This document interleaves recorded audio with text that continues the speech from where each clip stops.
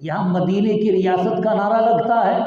Corona آیا تو اخبار میں بات آئی کہ 40 ارب روپے کھا گئے کرونا فنڈ کے ضمن میں۔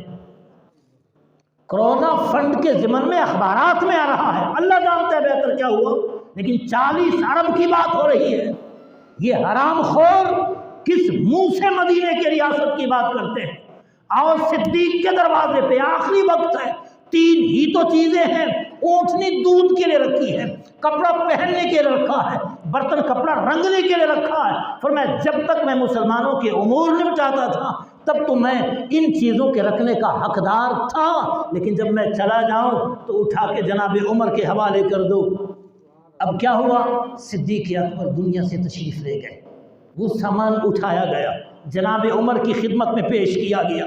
تو جب عمر فاروق کے سامنے یہ چیزیں آئیں تو عمر بولے یا ابا بکر لقد اتعبت من جا بعدک، اے صدیق تو نے اپنے بعد والوں کو تھکا کے رکھ دیا، تو نے بعد والوں کو تھکا کے رکھ دیا۔ کیا مطلب؟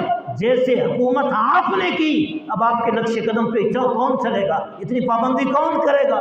اس قدر تقویٰ کون کرے گا؟ اس قدر نظام مملکت کون چلائے گا؟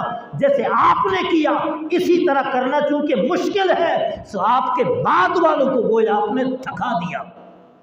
وہ اس طرح نہیں کر سکیں گے جیسے آپ کر رہے ہیں۔